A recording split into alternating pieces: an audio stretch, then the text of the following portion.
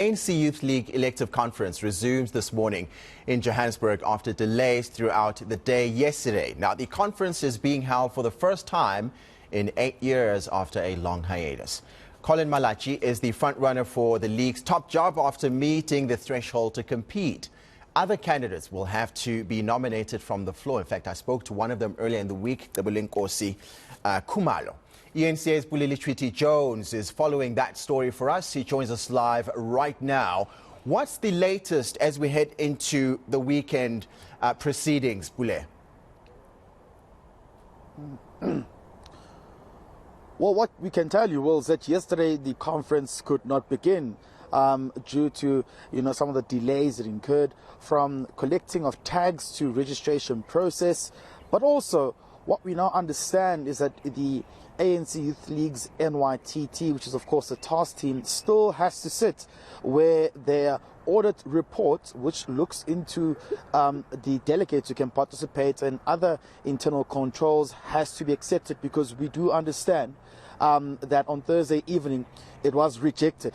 So that has not been tabled or accepted yet, and if it's not accepted, it means that conference cannot begin.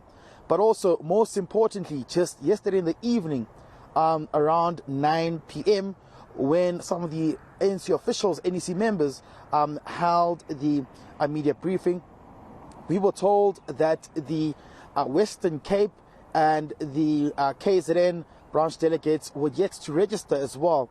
But when you go on social media, we've been seeing some of the messages from some of the ANC NYTT members who are still frustrated with how the meeting hasn't happened, which would then, of course, speak to the audit report as well.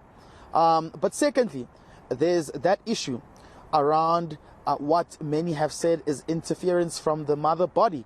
And those are some of the concerns that have been raised here. So we're expecting that there will be a lot of chaotic scenes, especially when the conference heads into its closed session, where they will be discussing the issue of credentials as well, because many are saying they're not happy with how the delegates were registered and essentially are questioning the credibility of the registration process as well.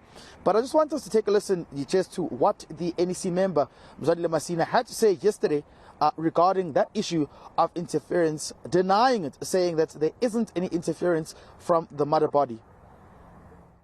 I don't think there is any self-respecting leader of the ANC who can interfere on matters of the Youth League, because we ourselves, we led at different levels in the Youth League. We were never told what to do. It can't be us who will tell young people who to elect and so forth and so forth. But as you know, when you are given responsibility, there will always be allegations. For instance, people are saying that the SG of the ANC is interfering. It's not true. The SG is executing his job, because ultimately the NEC must come and account as to what happened to the Congress of the Youth League. So he has been empowered in the Constitution to ensure that he can assist the organization. So far, there has been not a single leader who has interfered. There are just people talking in corners because they are uncomfortable. The Youth League has underwent its own processes. 5 provinces are in place. A number of regions are in place. Almost 2,972 branches are in place. In all those circumstances, there's never been a leader of the ANC who has interfered. If there is any leader of the ANC who can be pointed, it's a shame on that leader, but we don't know anybody who has interfered up to now.